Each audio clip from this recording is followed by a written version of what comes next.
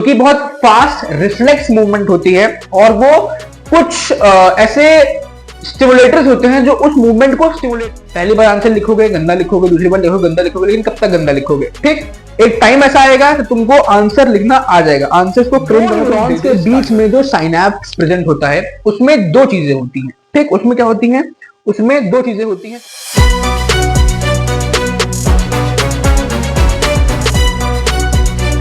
Hello, welcome back to another power pack session of our question practice journey, जिससे हम आपके class 10 की board की जर्नी को बूस्ट कर रहे हैं। ठीक है, स्टार्ट करते हैं आज की इस नई वीडियो को बिल्कुल पुराने तरीके के साथ, ट्रेडिशनल वे में जैसे हम स्टार्ट करते थे। Let's start. देखो, पिछले वीडियो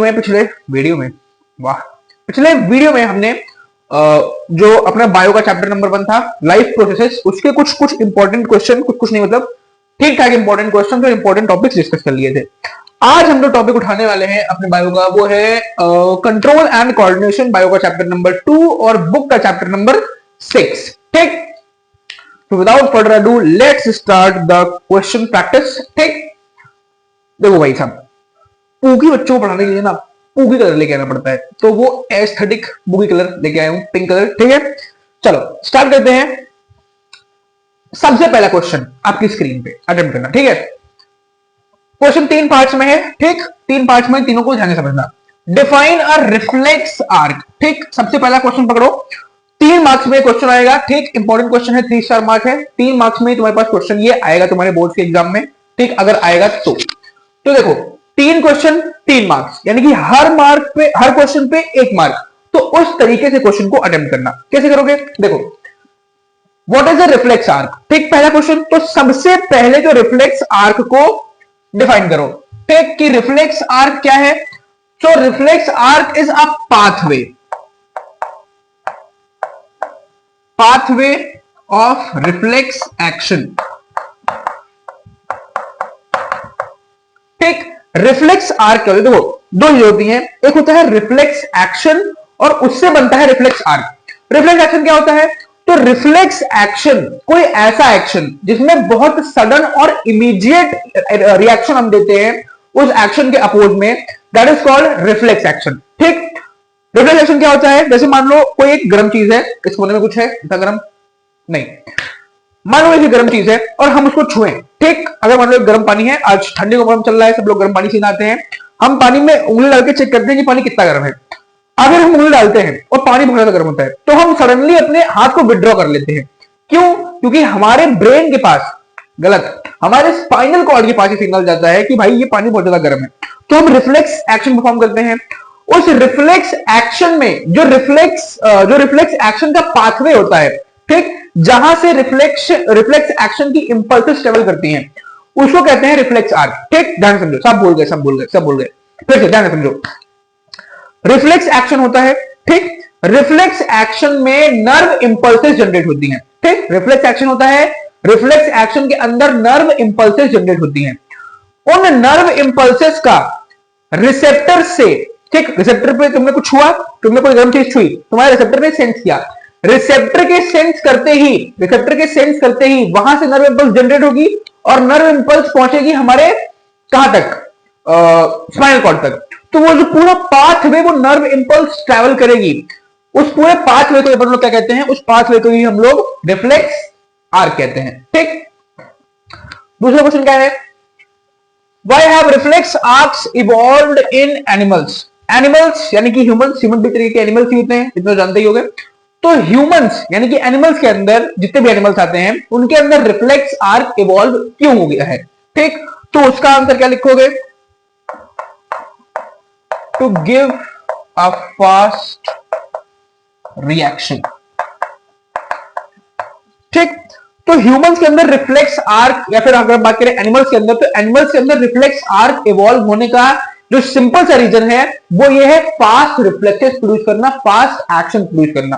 ठीक, कैसे? क्यों? जैसे कोई गर्म चीज है, ठीक, अब हमने उस गर्म चीज को छुआ और अगर हमारे पास रिफ्लेक्स आर्क इवॉल्व नहीं होगा, मतलब हमारा रिफ्लेक्स आर्क अच्छा नहीं होगा, तो क्या करेंगे? हमने गर्म चीज छुआ, हमको फील नहीं हो रहा है, हम उस गर्म चीज को छुए पड़े हैं, हमारा हाथ जल जाएगा। ठीक, और अगर रिफ्लेक्स आर्क इवॉल्व हुई, यानी कि रिफ्लेक्स आर्क बेटर हुई, पहले से बेटर रिफ्लेक्स आर्क हुई, तो हमने जैसे छुआ, हमको पता चला कि भाई साहब गर्म है, और अपने हाथ हम तुरंत हटा लेंगे और हम बच जाएंगे। ठीक, जैसे एनिमल्स में डियर, ठीक, डियर भेड़ जानते हो ना, सलमान भाई को कोई याद नहीं करेगा, ठीक है, डियर। अब डियर ने देखा, डियर मस्त अपना खाना खाना खा रहा है, वो पत्ती उत्ती जो भी खाता है वो खा रहा है। अब उसने देखा कि भाई साहब उसके पीछे एक शेर आया, ठीक, उसके पीछे एक शेर आया। तो अब अगर उसका रिफ्लेक्स आर्क इवॉल्व नहीं हुआ होगा तो उसने शेर को देखा, अब वो सोच रहा है क्या करूं, भागूं कि ना भागूं, भागूं कि ना भागूं। इतने में शेर भाग जाएगा, शेर भागाएगा और खा के निकल जाएगा। ठीक, लेकिन अगर रिफ्लेक्स आर्क इवॉल्व हुआ डियर का तो वो सोचेगा, वो जैसे ही उसने शेर को देखा उसके रिफ्लेक्स एक्शन आए, उसका रिफ्लेक्स आर्क क्योंकि इवॉल्व है तो उसके मतलब रिफ्लेक्स आर्क उसका बेटर है, तो उसके रिफ्लेक्स एक्शन तुरंत जनरेट हुए कि भाई साहब शेर है, निकल लो वरना ये ढेर कर देगा। ठीक, तो वो तुरंत वहां से रिफ्लेक्स आर्क का यूज करके, रिफ्लेक्स एक्शन का यूज करके वहां से तुरंत निकल लेगा। क्लियर है?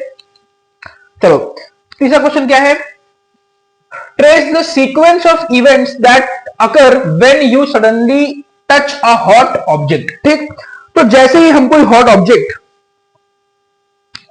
मींस गर्म चीज, ठीक, गलती समझना, जैसे ही हम किसी हॉट ऑब्जेक्ट को टच करते हैं तो जो पूरे सीक्वेंस होता है उसको ट्रेस करना है। ठीक है, आओ ट्रेस करें। तो देखो सबसे पहले तो हमने हॉट ऑब्जेक्ट को जैसे ही छुआ तो हमने कोई गर्म चीज छुई है, ये हमको कौन बताएगा, ये हमको बताएंगे रिसेप्टर्स।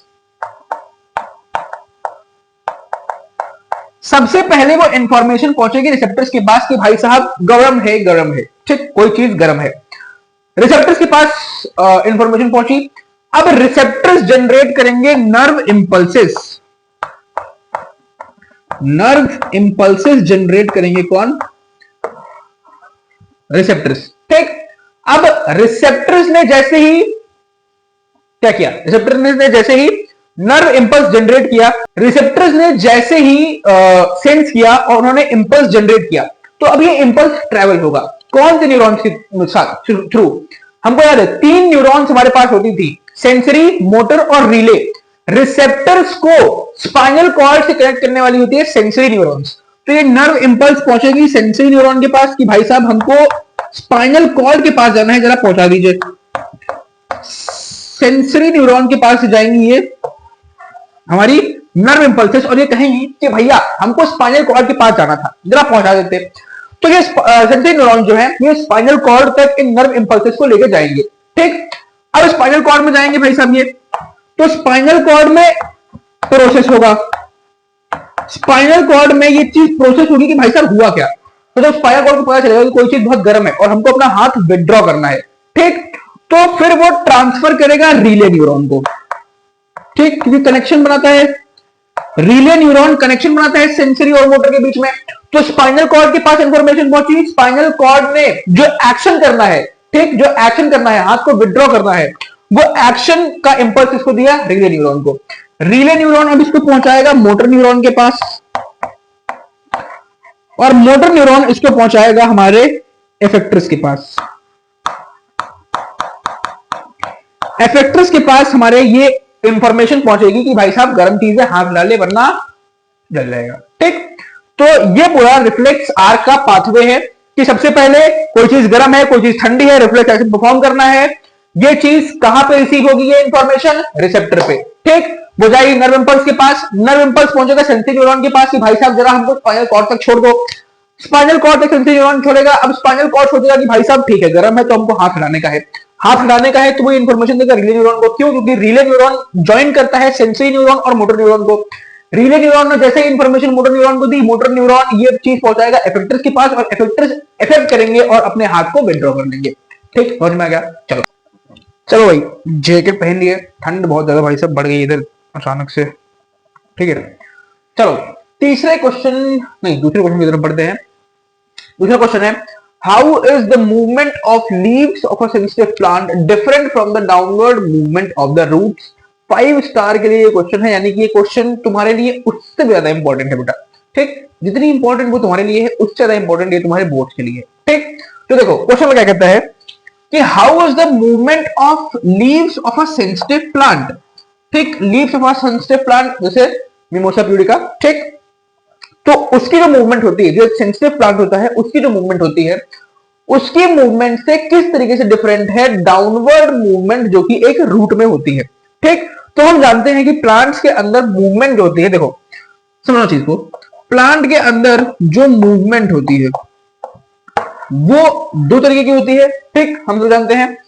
एक होती है नास्टिक, नास्तिक नहीं है बेटा, ये नास्टिक है, कुछ बच्चे नास्तिक बोलते हैं, नास्तिक, ठीक, तो वो नास्तिक नहीं है, ये वो बच्चे हैं जिनकी इंग्लिश उनकी हिंदी से ज्यादा अच्छी है, ठीक, तो नास्तिक नहीं है, नास्टिक है, ठीक।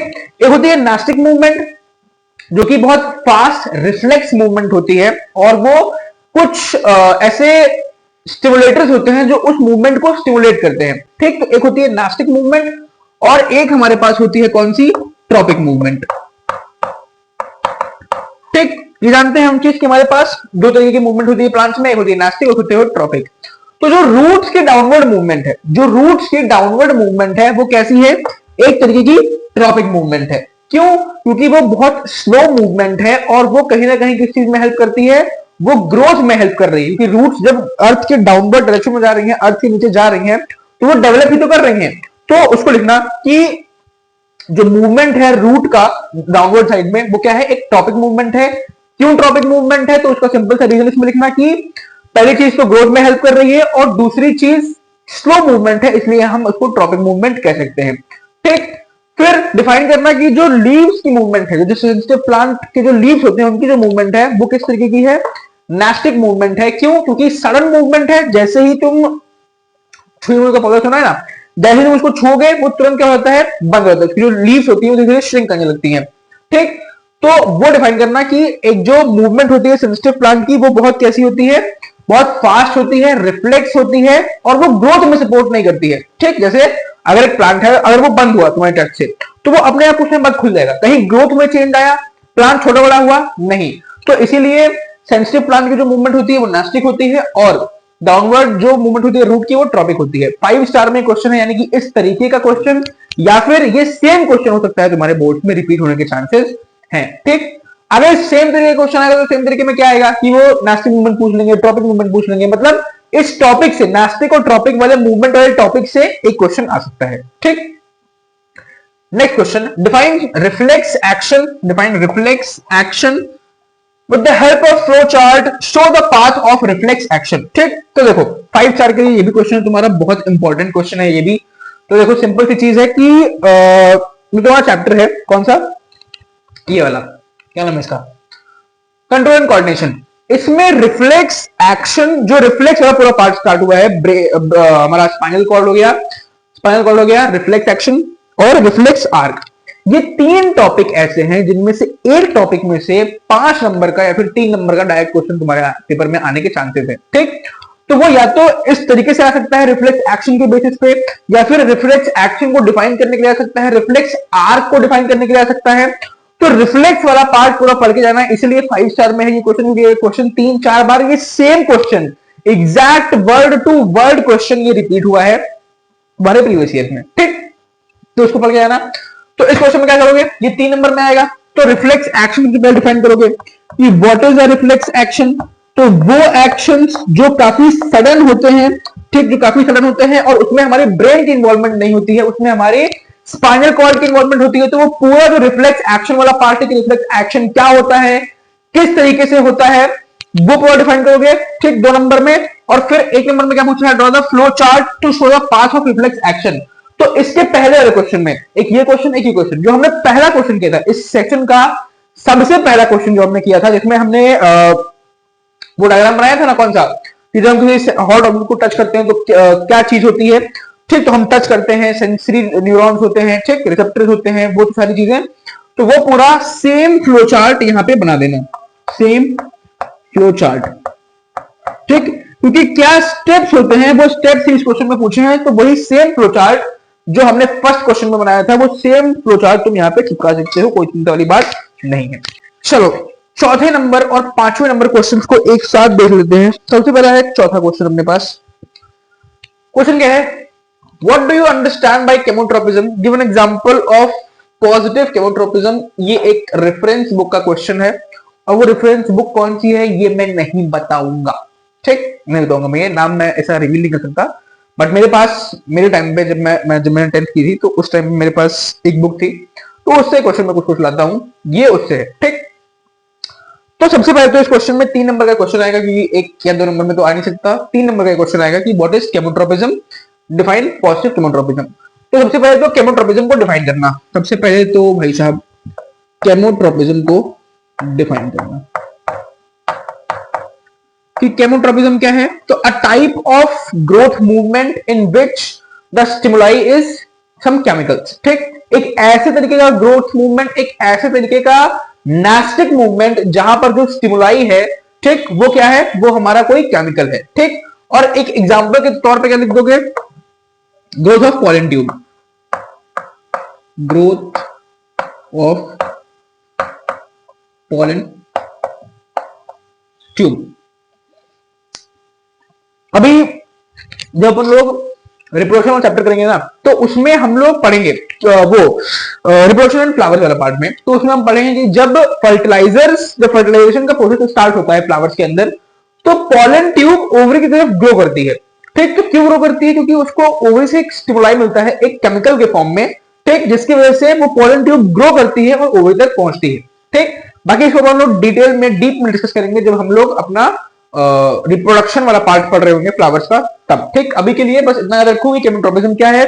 तो एक ऐसे टाइप का नेस्टिक मूवमेंट जहां पे जो हमारा स्टिमुलाई है, वो स्टिमुलाई क्या होगा, वो हमारा स्टिमुलाई होगा कोई केमिकल। उससे एग्जांपल में लिख देना growth of pollen tube towards the ovary. ठीक, 5वें नंबर का क्वेश्चन क्या है कि how is control and coordination in humans differ from that in plants, give 3 points frequently asked type. ठीक, मतलब ये डिफरेंशिएशन वाले पॉइंट्स की एनिमल्स में क्या डिफरेंसेस होते हैं, प्लांट्स में क्या डिफरेंसेस होते हैं ग्रोथ को लेकर। तो ऐसे डिफरेंस वाले क्वेश्चंस 3 नंबर में आते हैं, हर साल आते हैं, तो हो सकता है इस टॉपिक से भी आने के चांसेस हैं। ठीक, तो क्या डिफाइन करोगे, 3 पॉइंट्स के थ्रू पूछा है कि 3 पॉइंट्स में आंसर चाहिए इनको। ठीक, तो ऐसे 3 पॉइंट्स हमको इस क्वेश्चन में बताने हैं, ऐसे 3 पॉइंट्स हमको इस क्वेश्चन में बताने हैं जिससे हम डिफरेंस क्रिएट कर सकते हैं कंट्रोल एंड कोऑर्डिनेशन ह्यूमंस में किस तरीके से होता है और एनिमल्स में किस तरीके से होता है। ठीक, तो 3 पॉइंट्स दे दो। सबसे पहला method of secretion, method of secretion. पहला पॉइंट तुम्हारे पास आ गया मेथड ऑफ सिक्रीशन, कि किस तरीके से जो हार्मोन्स हैं वो सिक्रीट हो रहे हैं। देखो हार्मोन्स तो नहीं कहेंगे, लेकिन एनिमल्स के अंदर जो मूवमेंट होती है, एनिमल्स के अंदर जो कंट्रोल कोऑर्डिनेशन होता है, वो कहीं ना कहीं इन्फ्लुएंस होता है किससे, हार्मोन से। ठीक, जैसे ग्लाइकोजन हो गया और ये सारे इंसुलिन हो गया। तो ह्यूमंस के अंदर कहीं ना कहीं कंट्रोल कोऑर्डिनेशन किस तरीके से होता है, हार्मोन्स के हेल्प से भी होता है। प्लांट्स में एज सच हार्मोन्स तो नहीं प्रेजेंट होते हैं, लेकिन उनमें भी केमिकल्स प्रेजेंट होते हैं जो मूवमेंट में हेल्प करते हैं। ठीक, तो पहला है मेथड ऑफ सिक्रीशन, कि किस तरीके से सिक्रीशन होता है एनिमल्स में। हार्मोन्स प्रेफर करते हैं, हार्मोन्स यूज होते हैं किस चीज में, कंट्रोल कोऑर्डिनेशन परफॉर्म करने में। और एनिमल्स प्लांट्स के अंदर कुछ स्पेसिफिक टाइप के केमिकल्स होते हैं जो कि कंट्रोल कोऑर्डिनेशन में हेल्प करते हैं। ठीक, दूसरा है lack of nervous system, lack of nervous system. दूसरा है लैक ऑफ नर्वस सिस्टम, कि ह्यूमंस के अंदर नर्वस सिस्टम प्रेजेंट होता है और एनिमल्स के अंदर एनिमल्स के अंदर नर्वस सिस्टम प्रेजेंट होता है और जो हमारे प्लांट्स होते हैं उनके अंदर नर्वस सिस्टम प्रेजेंट नहीं होता है। एक डिफरेंशिएशन पॉइंट हो गया। और जब क्वेश्चन में कुछ लिखने को ना मिले, जब क्वेश्चन का कंटेंट तुमको ना पता हो ना, तो एक पॉइंट से दूसरा पॉइंट बनाना सीखो। ठीक, दिस इज द आर्ट।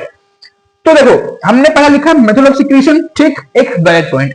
दूसरा हमने लिखा लैक ऑफ नर्वस सिस्टम, दूसरा वैलिड पॉइंट। लेकिन अब हमारे पास तीसरा पॉइंट अगर मान लो हमको नहीं मिल रहा है, वैसे तो पॉइंट है डिफरेंशिएशन के, लेकिन अगर मान लो पॉइंट नहीं आ रहा है, तो इस दूसरे पॉइंट से एक तीसरा पॉइंट बना दो। कैसे बनाओगे, तो nervous system, lack of nervous system कैसे क्या होता है, हमारा जो वो होता है, क्या होता है, रिफ्लेक्स एक्शंस। वो रिफ्लेक्स एक्शंस किस वजह से होते हैं, नर्वस सिस्टम की वजह से।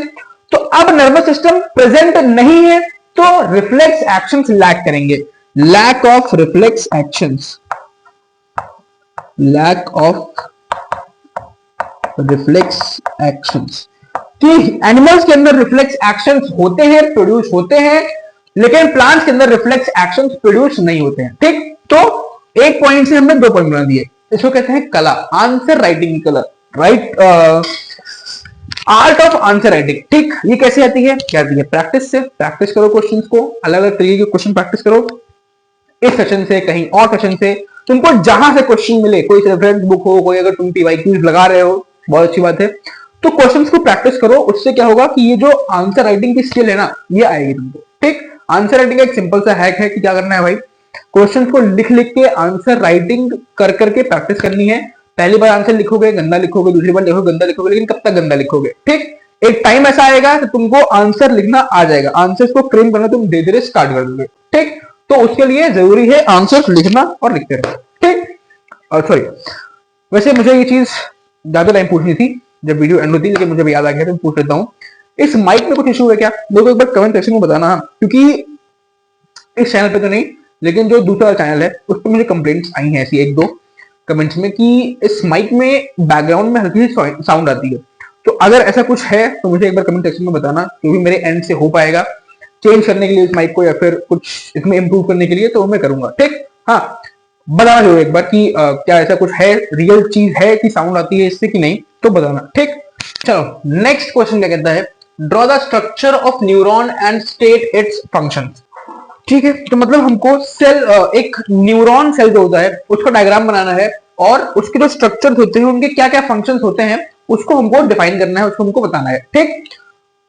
कॉन्सेप्ट बेस्ड क्वेश्चन है, मतलब कि कॉन्सेप्ट की क्लियरिटी इसमें इस क्वेश्चन में तुमको होने वाली है, ठीक। तो देखो, सबसे पहले तो अपन लोग उसके डायग्राम को बना लेते हैं और फिर उसकी लेबलिंग करके उसको समझते हैं। देखो,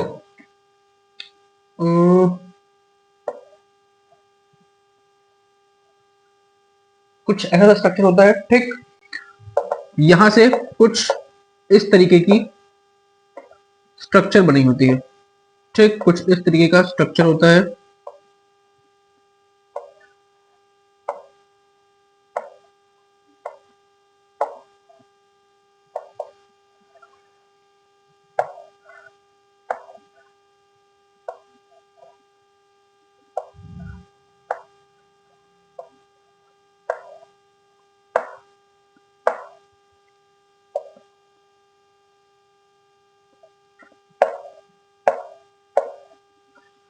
this is the structure of a neuron, ठीक। ये होता है कि न्यूरॉन का स्ट्रक्चर, ठीक। अब इसमें अगर हम लेबलिंग करने की कोशिश करें, हम इसमें लेबल करें डायग्राम्स को, तो देखो सबसे पहले हमारे पास पार्ट आता है, वो आता है ये, ठीक। ये पार्ट, ये जो सारी चीजें, जो स्ट्रक्चर बना हुआ है, इसको अपन लोग क्या कहते हैं? इसको अपन लोग कहते हैं डेंड्राइट्स। डेंड्राइट्स, डेंड्राइट्स का क्या काम होता है? ये बेसिकली सिग्नल्स को रिसीव करने का काम करते हैं। जैसे सिग्नल्स किस तरीके से ट्रेवल होते हैं, तो सिग्नल्स ट्रेवल होते हैं ह्यूमन बॉडी के अंदर, नर्वस सिस्टम के अंदर, केमिकल सिग्नल्स की फॉर्म में, ठीक, ट्रांसमिशन की फॉर्म में। तो वो जो केमिकल सिग्नल्स, वो जो इलेक्ट्रिकल सिग्नल्स कन्वर्ट होते हैं, तो वो एक न्यूरॉन से दूसरे न्यूरॉन में ट्रांसफर होते हैं। अब जो ये डेंड्राइट वाला पार्ट होता है, ये एक न्यूरॉन के टेल से दूसरे न्यूरॉन तक सिग्नल को कैच करता है, ठीक। यानी कि ये क्या होता है, बेसिकली इसका काम होता है डेंड्राइट्स का, टू रिसीव द सिग्नल। ये सिग्नल्स को रिसीव करने का काम करता है कौन? डेंड्राइट्स, ठीक। फिर ये होता है हमारा न्यूक्लियस। न्यूक्लियस, न्यूक्लियस का काम हम सब जानते हैं क्या होता है। Nucleus is the brain of the cell. Cell जितने भी फंक्शन परफॉर्म करता है, चाहे वो एक नॉर्मल सेल हो, चाहे वो न्यूरॉन सेल हो, कैसा भी सेल हो, सेल के जितने भी फंक्शन परफॉर्म हो रहे होते हैं वो सारे कौन कंट्रोल करता है? हमारा न्यूक्लियस, ठीक। फिर न्यूक्लियस के बाद हमारा आता है साइटोन या फिर सेल बॉडी। तो ये जो पूरा पार्ट होता है, ये जो पूरा पार्ट होता है, this is what, this is साइटोन या फिर सेल बॉडी कह लो। तो साइटोन या फिर सेल बॉडी का काम क्या होता है? तो इसका काम होता है कि इस जितने भी सेल के इसेंशियल कंपोनेंट्स होते हैं, साइटोप्लाज्म हो गया, न्यूक्लियस हो गया, वो सारे इसी साइटोन के अंदर ही लाई करते हैं। और देख भी सकते हो, ये न्यूक्लियस है, अंदर साइटोप्लाज्म होगा, माइटोकॉन्ड्रिया होगा। तो एक सेल के जितने भी इसेंशियल कंपोनेंट्स होते हैं, वो सेल के सारे इसेंशियल कंपोनेंट्स कहां पे होते हैं? इसी साइटोन के अंदर, ठीक। फिर ये जो पूरा स्ट्रक्चर है, ये लंबा सा, दिस इज एक्सॉन, ठीक। एक्सॉन का काम क्या होता है? एक्सॉन का काम होता है कि यहां पे सिग्नल आया, ठीक, डेंड्राइट से सिग्नल रिसीव किया, तो डेंड्राइट से ये डेंड्राइट है, और यहां ये पार्ट एंड तक, डेंड्राइट से एंड तक सिग्नल को पहुंचाने का काम किसका होता है? ये होता है हमारे साइटोन का, ठीक। फिर उसके ऊपर की जो लेयरिंग होती है, कवरिंग होती है, इसको अपन लोग कहते हैं माइलिन शीथ। माइलिन शीथ, इसका क्या काम होता है? ये एक प्रोटेक्टिव कवरिंग देती है किसको? साइटोन को, सॉरी एक प्रोटेक्टिव कवरिंग देती है एक्सॉन को, ताकि एक्सॉन डैमेज ना हो। ठीक, तो माइलिन शीथ का काम क्या होता है? माइलिन शीथ का काम होता है एक्सॉन को प्रोटेक्टिव कवरिंग देना ताकि वो डैमेज ना हो। ठीक, और फिर एंड में आता है हमारा ये वाला स्ट्रक्चर, इसको अपन लोग कहते हैं nerve ending. This is nerve ending. Nerve ending का काम क्या होता है? नर्व एंडिंग में जैसे ही सिग्नल पहुंचता है वो उसको इलेक्ट्रिकल सिग्नल से केमिकल सिग्नल के फॉर्म में ट्रांसमिट करती है। सॉरी, देखो सीन क्या होता है कि न्यूरॉन्स के अंदर जो सिग्नल्स ट्रेवल होते हैं वो इलेक्ट्रिकल इंपल्स के फॉर्म में ट्रेवल होते हैं, यानी कि इलेक्ट्रिकल सिग्नल के फॉर्म में ट्रेवल होते हैं। लेकिन जैसे ही एक न्यूरॉन से दूसरे न्यूरॉन में सिग्नल ट्रांसफर होता है, ये एक न्यूरॉन है, अब इसके पीछे एक दूसरा न्यूरॉन लगा होगा, तो एक न्यूरॉन से दूसरे न्यूरॉन में जब सिग्नल ट्रांसफर होता है तो वो इलेक्ट्रिकल फॉर्म में नहीं होता है, वो केमिकल फॉर्म में ट्रांसफर होता है। ठीक, न्यूरॉन के अंदर इलेक्ट्रिकल फॉर्म में, न्यूरॉन के बाहर केमिकल फॉर्म में, न्यूरॉन के अंदर इलेक्ट्रिकल फॉर्म में और न्यूरॉन के बाहर केमिकल फॉर्म में सिग्नल्स का ट्रांसमिट होता है। ठीक, तो अभी कौन न्यूरॉन है? इस न्यूरॉन के अंदर इलेक्ट्रिकल सिग्नल आया आया आया आया आया और कहां पहुंचा? नर्व एंडिंग में। जैसे ही इलेक्ट्रिकल सिग्नल नर्व एंडिंग में पहुंचा, नर्व एंडिंग उस इलेक्ट्रिकल सिग्नल को केमिकल सिग्नल में ट्रांसफर करेगी। क्यों करेगी? क्योंकि न्यूरॉन के बाहर उसको केमिकल सिग्नल भेजना है, इलेक्ट्रिकल नहीं भेजना है। ठीक, तो इसका काम होता है सबसे पहली चीज तो इलेक्ट्रिकल सिग्नल को केमिकल सिग्नल में कन्वर्ट करना और केमिकल सिग्नल को कन्वर्ट करके दूसरे न्यूरॉन को ट्रांसमिट करना। ठीक, ये दो काम होते हैं किसके? ये दो काम होते हैं हमारे नर्व एंडिंग के। ठीक, समझ में आ गया? एक बार फिर से न्यूरॉन को पूरा स्ट्रक्चर में समझा देता हूं। तो सबसे पहले आते हैं हमारे डेंड्राइट्स। डेंड्राइट्स क्या कहते हैं? ये इंफॉर्मेशन को इलेक्ट्रिकल फॉर्म में रिसीव करते हैं। ठीक, इलेक्ट्रिकल फॉर्म में रिसीव करते हैं। फिर आता है हमारा न्यूक्लियस। न्यूक्लियस का काम क्या होता है? जितने भी इसेंशियल फंक्शन सेल परफॉर्म करता है वो सारे कौन रेगुलेट कराता है? न्यूक्लियस। फिर हम आता है साइटोन। साइटोन ये पूरा स्ट्रक्चर होता है। साइटोन का काम क्या होता है कि जितने भी सेल ऑर्गेनल्स होते हैं वो सारे किस में प्रेजेंट होते हैं? इसी साइटोन के अंदर। फिर आता है एक्सॉन। एक्सॉन इलेक्ट्रिकल सिग्नल को डेंड्राइट से नर्व एंडिंग तक पास करने का काम करता है। एक्सॉन के ऊपर एक कवरिंग होती है, इसको अपन लोग कहते हैं माइलिन शीथ। माइलिन शीथ का काम क्या होता है? उस एक्सॉन को एक प्रोटेक्टिव कवरिंग देना ताकि एक्सॉन डैमेज ना हो। ठीक, फिर आता है लास्ट में नर्व एंडिंग। नर्व एंडिंग का क्या काम होता है? नर्व एंडिंग का काम ये होता है कि वो इलेक्ट्रिकल सिग्नल को केमिकल सिग्नल में ट्रांसफर करे और फिर उसको दूसरे न्यूरॉन को सिग्नल को ट्रांसफर कर दे। ठीक, क्लियर है? चलो next question, what happens at the synapse between two neurons? दो न्यूरॉन के साइनैप्स के बीच में क्या होता है? ठीक, अब साइनैप्स समझना। साइनैप्स क्या होता है कि ये मान लो क्या है, ये मान लो एक न्यूरॉन है। ठीक, बना ही देता हूं, ये एक न्यूरॉन है। ठीक, ये एक न्यूरॉन है। ये पूरा स्ट्रक्चर किसका है? एक सिंगल न्यूरॉन का। ये पूरा स्ट्रक्चर है एक सिंगल न्यूरॉन का। ठीक, सिंगल से कुछ याद आ गया क्या? ये पूरा स्ट्रक्चर है एक सिंगल न्यूरॉन का। अब हमारे बॉडी में मिलियंस में न्यूरॉन्स प्रेजेंट होते हैं क्योंकि अलग अलग न्यूरॉन्स होते हैं, बहुत सारे न्यूरॉन्स की पूरी एक चेन होती है। तो ये हो गया एक सिंगल न्यूरॉन। अब इसके पीछे जस्ट यहां पे एक और न्यूरॉन अटैच होगा, तो ये हो गया हमारा दूसरा न्यूरॉन।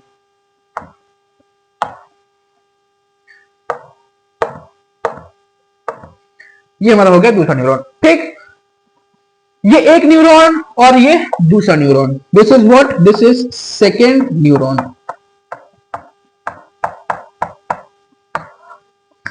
तो न्यूरॉन्स जो होते हैं वो लाइन में अरेंज होते हैं, एक सीक्वेंस में होते हैं। एक न्यूरॉन, उसके पीछे दूसरा न्यूरॉन, इसके पीछे फिर तीसरा न्यूरॉन, फिर चौथा न्यूरॉन, ऐसे लाइन में न्यूरॉन्स अरेंज होते हैं।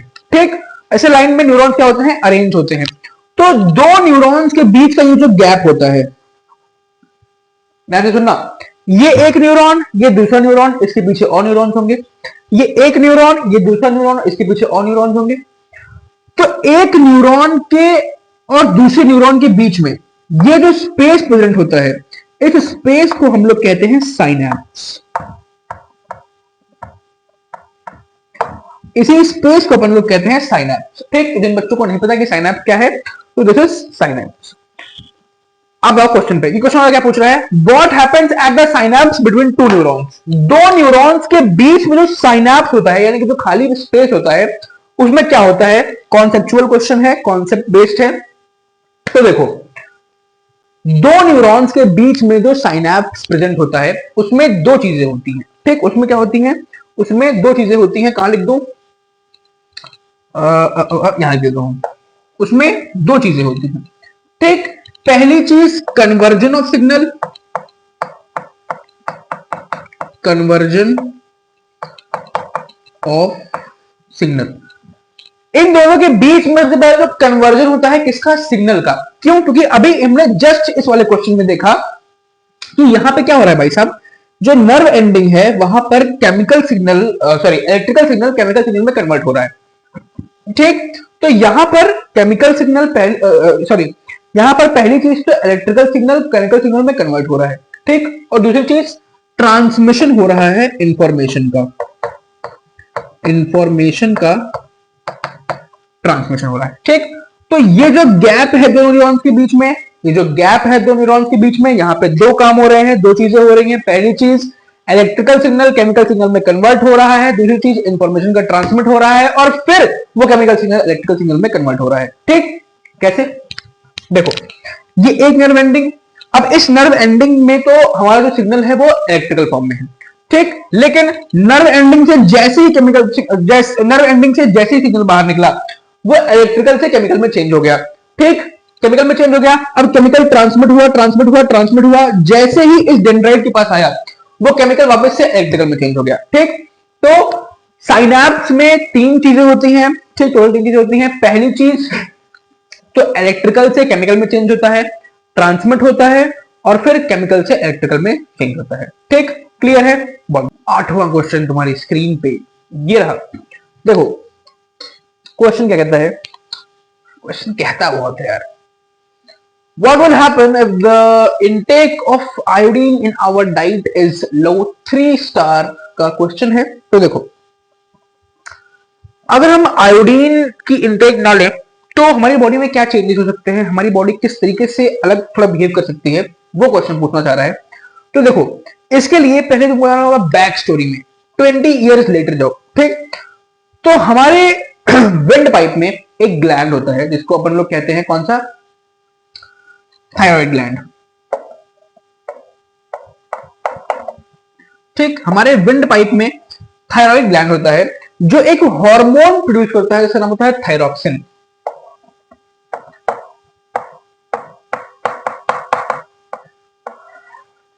तो हमारे विंड पाइप के पास एक ग्लैंड अटैच होती है जिसको कहते हैं थायराइड ग्लैंड, और वो थायराइड ग्लैंड एक हार्मोन रिलीज करती है थायरॉक्सिन। ठीक, तो बच्चे सोचेंगे सर ये क्यों बता रहे हो, आयोडीन का पूछा है, कहां थायराइड थायरॉक्सिन पहुंच जा रहे हो। तो देखो सुनो, सब्र रखो। हमारे विंड पाइप में प्रेजेंट है एक ग्लैंड जिसको अपन लोग कहते हैं थायराइड, जो कि एक हार्मोन सिक्रेट करता है जिसको कहते हैं थायरॉक्सिन। अब थायराइड ग्लैंड से इस थायरॉक्सिन हार्मोन को सिक्रीट कराने का जो काम होता है ना, ठीक, जो चीज थायराइड ग्लैंड से थायरॉक्सिन हार्मोन को रिलीज करवाने के लिए रिस्पॉन्सिबल है, दैट इज आयोडीन। आयोडीन, अगर हमारी बॉडी में अच्छे अमाउंट में आयोडीन प्रेजेंट है, अगर हमारी बॉडी में अच्छे अमाउंट में आयोडीन प्रेजेंट है, तो ही थायरॉक्सिन ग्लैंड जो है वो थायराइड हार्मोन प्रोड्यूस करेगी, otherwise thyroxine gland thyroid hormone produce नहीं करेगी। ठीक, और अगर थायरॉक्सिन हार्मोन प्रोड्यूस नहीं हुआ तो उससे क्या होगा, हमारे विंड पाइप के पास एक स्ट्रक्चर डेवलप होने लगता है जिसको अपन लोग कहते हैं गोइटर। हमें एक डिजीज हो जाएगी जिसको कहते हैं गोइटर। ठीक, एक स्ट्रक्चर हमारे विंड पाइप के पास डेवलप होने लगता है जिसको अपन लोग कहते हैं गोइटर। ठीक, समझ में आई कहानी, समझ में आई। तो थायराइड ग्लैंड एक हार्मोन रिलीज करता है जिसको अपन लोग कहते हैं थायरॉक्सिन। उस थायरॉक्सिन हार्मोन को रिलीज करने का काम कौन करवाता है, आयोडीन। तो अगर हमारी बॉडी में आयोडीन एब्सेंट होगा तो थायराइड ग्लैंड थायरॉक्सिन प्रोड्यूस नहीं करेगी, और अगर थायरॉक्सिन प्रोड्यूस नहीं हुआ तो हमारी बॉडी में गोइटर की प्रॉब्लम क्रिएट हो जाएगी। ठीक, चलो नेक्स्ट क्वेश्चन क्या है। नेक्स्ट क्वेश्चन है अपने पास, what constitutes the central and peripheral nervous system, how are the components of central nervous system are protected. ठीक, दो पार्ट में क्वेश्चन है, 5 नंबर का ये क्वेश्चन है। तो जब भी देखो इस तरीके का क्वेश्चन आए कि 5 नंबर में क्वेश्चन पूछा है और उस क्वेश्चन के 2 पार्ट्स हैं, तो सबसे पहले तो 2 पार्ट्स में उसका आंसर तुमको देना होगा। अगर 2 क्वेश्चन तुम्हारे एक क्वेश्चन में पूछे हैं और वो 5 नंबर का क्वेश्चन है, तो तुमको 2 पार्ट्स में आंसर देना होगा। ठीक, ऐसा अपनी कॉपी में लाइन बनाना है। मैं तुमको बता रहा हूं कि कैसे आंसर करना है, कॉपी में तुम सीक्वेंस वाइज आंसर करना। तो सबसे पहले तो तुम आंसर दोगे, वो दोगे 3 मार्क्स के लिए। ठीक, और दूसरे तुम आंसर दोगे दूसरे क्वेश्चन का, वो दोगे तुम 2 मार्क्स के लिए। ठीक, यही सीक्वेंस तुमको, यही पैटर्न तुमको फॉलो करना है। ठीक, जैसे इस क्वेश्चन में 2 क्वेश्चन है, तो देखो पहला क्वेश्चन कौन कौन सा है, what constitute central and peripheral nervous system. तो पहला क्वेश्चन यहाँ पे एंड, पहला क्वेश्चन यहाँ पे एंड, यानी कि ये वाला जो क्वेश्चन है पूरा, ये वाला जो क्वेश्चन है पूरा, इस क्वेश्चन को तुमको कितने नंबर में अटेम्प्ट करना है, 3 नंबर में। फिर दूसरा क्वेश्चन है कौन सा, how are the components of central nervous system protected, ये वाला, इसको तुमको अटेम्प्ट करना है 2 मार्क्स के अंदर, 2 नंबर के अंदर। ठीक, तो सबसे पहले क्वेश्चन पे आओ, what constitute central and peripheral nervous system. हमारा जो नर्वस सिस्टम होता है वो 2 पार्ट्स में डिवाइड होता है। ठीक, तो जैसे मैं लिख रहा हूं, मैं तुमको कीवर्ड्स की फॉर्म में आंसर दे रहा हूं, तुम उसको फ्रेम करना। हमारा जो नर्वस सिस्टम होता है, जिसको मैं एनएस से रिप्रेजेंट कर रहा हूं, एनएस से, वो 2 पार्ट में डिवाइड होता है। एक होता है पेरिफेरल नर्वस सिस्टम, पीएनएस, और एक होता है सेंट्रल नर्वस सिस्टम, सीएनएस। ठीक, पेरिफेरल नर्वस सिस्टम में भी 3 तरीके की नर्व्स आती हैं।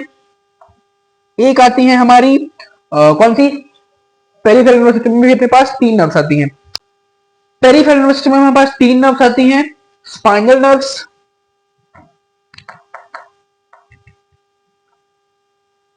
सेंट्रल नर्व्स और विसरल नर्व्स। ये 3 तरीके की नर्व्स आती हैं हमारी पेरिफेरल नर्वस सिस्टम में। और सेंट्रल नर्वस सिस्टम में 2 कंपोनेंट्स आते हैं, एक आता है हमारा ब्रेन, जो कि बहुत बच्चों के पास नहीं होता है, और दूसरी आती है हमारी स्पाइनल कॉर्ड, एससी। ठीक, तो और फिर इनको डिफाइन कर देना। ठीक, तो 3 मार्क वाला जो क्वेश्चन है उसका आंसर कैसे आएगा कि सबसे पहले तो नर्वस सिस्टम हमारा जो होता है उसके 2 parts, peripheral nervous system, central nervous system. Peripheral में स्पाइनल आता है, उसको डिफाइन करना, फिर आता है सेंट्रल, उसको डिफाइन करना, फिर आता है विसरल, उसको डिफाइन करना। सेंट्रल नर्वस सिस्टम में 2 पार्ट्स आते हैं, ब्रेन, उसको डिफाइन करना, और स्पाइनल कॉर्ड, उसको डिफाइन करना। ठीक, 3 नंबर के लिए इतना काफी है, तुमको 3 नंबर यहाँ पे मिल जाएंगे। अब आप 2 नंबर वाले पे कि how the components of central nervous system are protected. तो इसका भी आंसर तुम 2 पार्ट में दोगे। पहली चीज तो दोगे तुम protection of brain, protection of brain, कि ब्रेन किस तरीके से प्रोटेक्ट होता है। तो क्रैनियम होता है, क्रैनियम के अंदर मेनिंजेस होती हैं, वो वाला भी पूरा तुमने पढ़ा रखा है, उसको 1 नंबर के लिए डिफाइन करोगे। और दूसरे नंबर में protection of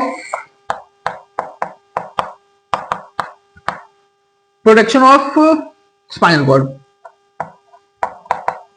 protection of spinal cord. ठीक, 5 नंबर तुम्हारे पूरे यहां पर मिल जाएंगे। ठीक, इस क्वेश्चन को मैं फिर से वापस समझा देता हूं, इस क्वेश्चन को फ्रेम कैसे करना है। तो देखो, जब भी ऐसे क्वेश्चन आए जिसमें 5 नंबर का तुमसे क्वेश्चन पूछा हो, उसमें क्वेश्चन के 2 पार्ट्स हो, तो पहले पार्ट के लिए तुमको 3 नंबर में अटेम्प्ट करना है और दूसरे पार्ट के लिए तुमको 2 नंबर में अटेम्प्ट करना है। This is the basic strategy. ठीक, अब 3 नंबर में तुम इस क्वेश्चन के अकॉर्डिंग 3 नंबर में क्या अटेम्प्ट करोगे, सबसे पहले नर्वस सिस्टम 2 तरीके के होते हैं, ये लिखोगे, फिर हेडिंग डालोगे पेरिफेरल नर्वस सिस्टम, उसमें स्पाइनल इसको डिफाइन करोगे, सेंट्रल इसको डिफाइन करोगे, विसरल इसको डिफाइन करोगे, फिर दूसरी हेडिंग डालोगे उसके अंदर सेंट्रल नर्वस सिस्टम, उसमें ब्रेन को डिफाइन करोगे, स्पाइन को डिफाइन करोगे। ठीक, पहला पार्ट क्वेश्चन का खत्म। फिर तुम हेडिंग डालोगे किसकी, कि प्रोटेक्शन ऑफ दिस, प्रोटेक्शन जो दूसरा क्वेश्चन है उसको हेडिंग बनाओगे, उसको हेडिंग बना के उसके भी 2 पार्ट्स रखोगे। पहली हेडिंग में प्रोटेक्शन ऑफ ब्रेन, किस तरीके से प्रोटेक्ट होता है, किस तरीके से उसको प्रोटेक्शन मिलती है, उसमें क्रेनियम और मेनिंजेस दोनों चीज को मेंशन करोगे। फिर तुम आओगे प्रोटेक्शन ऑफ स्पाइनल कॉर्ड में, उसको एक हेडिंग बनाओगे और उसके अंदर स्पाइनल कॉर्ड कैसे प्रोटेक्ट होता है उसको तुम डिफाइन करोगे। ठीक, क्लियर है, कर ले जाओगे। अब अगर तुमको ये बेसिक चीजें नहीं पता है ना कि स्पाइनल नर्व्स क्या होती हैं, सेंट्रल नर्व्स क्या होती हैं, विसरल नर्व्स क्या होती हैं, तो फिर ये देखो हर टीचर अच्छा होता है, बट जिस भी टीचर तुम पढ़ रहे हो अगर तुमको उसने ये बेसिक चीजें नहीं बताई है ना, तो क्वेश्चन करो, क्योंकि क्वेश्चन करना तुम्हारा काम है, क्योंकि ये बहुत बेसिक चीजें हैं यार। सेंट्रल नर्व्स क्या होती हैं, विसरल नर्व्स क्या होती हैं, स्पाइनल नर्व्स क्या होती हैं, ये एनसीईआरटी की चीजें हैं। एनसीईआरटी में ये चीजें लाइन बाय लाइन गिवन है। ठीक, तो अगर ये बेसिक्स नहीं पता है तो ये एक कंसर्न का मैटर है तुम्हारे लिए भी, और जिस टीचर से भी तुम रिस्पेक्टिव टीचर से पढ़ रहे हो उसके लिए भी। ठीक, तो ये पूरा फ्रेम करना आंसर। ठीक, इस सेशन की लास्ट स्लाइड देख लेते हैं जो कि अपनी होने वाली है मोस्ट इंपॉर्टेंट टॉपिक्स डिस्कशन। तो देखो, मोस्ट इंपॉर्टेंट टॉपिक्स जो इस चैप्टर से तुम्हारे सामने आने वाले हैं वो है न्यूरॉन फंक्शन एंड डायग्राम। इस चैप्टर के अंदर, इस सेशन के अंदर भी हमने 2-3 क्वेश्चन न्यूरॉन पे और उस पे बेस्ड डायग्राम वाले प्रैक्टिस किए हैं, तो वो एक इंपॉर्टेंट टॉपिक है, उसको देख के जाना।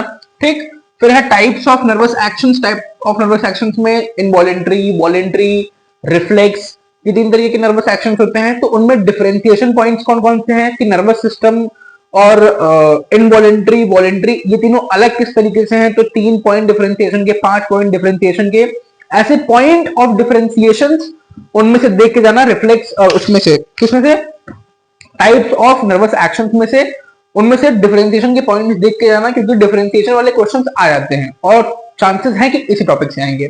ठीक, फिर है reflex arc and diagram. Reflex arc क्या होती है, क्यों ह्यूमंस में इवॉल्व हुई है, और उसका डायग्राम भी, जब किसी हॉट ऑब्जेक्ट को टच करते हैं तो किस तरीके से सिग्नल ट्रेवल होता है और किस तरीके से रिफ्लेक्स जनरेट होता है, वो पूरा पार्ट रिफ्लेक्स आर्क वाला, वो देख के जाना। And final is protection of brain and spinal cord. 3 number, 5 number में तो नहीं, लेकिन हाँ 3 नंबर में या तो प्रोटेक्शन ऑफ ब्रेन या तो फिर प्रोटेक्शन ऑफ स्पाइनल कॉर्ड, किसी ना किसी एक सेट में पूछे जाने की चांसेस 90% है, क्योंकि ऐसा हर बार होता है कि प्रोटेक्शन ऑफ स्पाइनल कॉर्ड या फिर प्रोटेक्शन ऑफ ब्रेन पे सवाल आता है। ठीक, तो उसको करके जाना। अब बोर्ड्स बहुत करीब आ चुके हैं। आज क्या है डेट, आज डेट है अपने पास 30 तारीख। ठीक, 30 जनवरी आ चुकी है। 31 जनवरी को आई थिंक ये लेक्चर मैं अपलोड करूंगा। तो उसके बाद फिर तुम्हारे पास लगभग 10 से 15 दिन बचे होंगे तुम्हारे बोर्ड्स में। तो लगे रहो बोर्ड्स के लिए, प्रिपेयर करते रहो। और एक चीज कहना चाहूंगा कि जब मैं अपने टाइम में था ना, जब मेरा टाइम था बोर्ड्स का, तो मेरे फ्रेंड्स जो मुझसे कहते थे कि यार, और अभी भी जो मेरे भाई बहन हैं जो छोटे हैं मुझसे, जो भी 10th में हैं, वो भी मुझसे कहते हैं कि भैया हम पढ़ना चाहते हैं, हम पढ़ते भी हैं, लेकिन एक टाइम के बाद ना वो कंसिस्टेंसी ब्रेक हो जाती है। जैसे हमने 2 दिन पढ़ा, 3 दिन पढ़ा, 4 दिन पढ़ा, फिर 5 दिन वो कंसिस्टेंसी ब्रेक हो गई। तो ऐसा क्यों होता है? तो ऐसा होने का एक सिंपल सा कारण है, तुम्हारे पास कोई मोटिव नहीं है। ठीक, जैसे हम एक रेस में भाग रहे हैं, मैं अपने घर से भागना शुरू किया और भागते भागते भागते भागते 2 किलोमीटर आगे पहुंच गया, लेकिन कोई मोटिव नहीं है ना भागने का, मैं क्यों भाग रहा हूं? तो मैं एक टाइम के बाद रुक जाऊंगा। अगर मुझे लेकिन ये पता हो कि हमें 3 किलोमीटर तक भागना है, फिर मुझे एक ब्रेक लेना है, तो मैं 3 किलोमीटर लगातार कॉन्टिन्यूसली बिना रुके भागूंगा। ठीक, तो वही चीज है कि एक लाइफ का मोटिव होना चाहिए ना, कि हम सब प्रिपेयर कर रहे हैं बोर्ड्स के लिए, लेकिन बोर्ड्स के लिए हम प्रिपेयर क्यों कर रहे हैं? क्या सिर्फ हमें बोर्ड देना है, सिर्फ बोर्ड में पास जाना है, क्या ये मोटिव है? नहीं, हर किसी का अलग मोटिव होता है। किसी का मोटिव होगा कि अपने पेरेंट्स के चेहरे पे खुशी देखनी है बोर्ड्स में 90% लाने के बाद, किसी का मोटिव होगा, मतलब अलग अलग मोटिव हो सकते हैं, लेकिन लाइफ का मोटिव, जिस गोल के लिए तुम भाग रहे हो उसका मोटिव खोजो। वो मोटिव बहुत इंपॉर्टेंट है, क्योंकि जब तुम्हारे पास सामने एक गोल होगा ना कि हाँ इसके लिए मुझे ये करना है, इसको अचीव करने के लिए मुझे ये चीज करनी है, तो फिर कंसिस्टेंसी ब्रेक नहीं होगी और कंसिस्टेंसी मेंटेन हो जाएगी।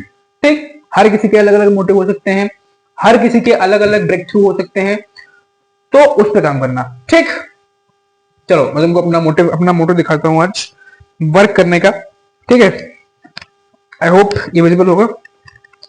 ठीक है, ये देखो 1 मिलियन, ये तो टाइम है 1 मिलियन यूट्यूब सब्सक्राइबर्स। ठीक, तो इसमें तुम लोग मुझे हेल्प करो भाई साहब। This is the motive, this is the motivation for which I work, and तुम लोग तो वही मोटिवेशन। ठीक है, तो कमेंट सेक्शन में एक बार बताना सब लोग अपना अपना मोटिव, क्या है तुम्हारे लाइफ का मोटिव, क्या है तुम्हारे बोर्ड्स में अचीव करने का मोटिव, क्यों अचीव करना है बोर्ड्स में, पहली चीज। और दूसरी चीज, ये जो माइक वाला इशू मैंने पूछा था वो मुझे बताना कमेंट्स में। ठीक, तो उन दोनों से मैं कुछ करूंगा। ठीक है, इसी के साथ एंड करते हैं आज के सेशन को। मिलते हैं नेक्स्ट सेशन में। नेक्स्ट सेशन अपना होने वाला है ह्यूमन रिप्रोडक्शन के ऊपर। ठीक, उसके इंपॉर्टेंट क्वेश्चन और इंपॉर्टेंट टॉपिक अपन लोग देखेंगे। तब तक अपना ध्यान रखो, मिलते हैं नेक्स्ट सेशन में, बाय।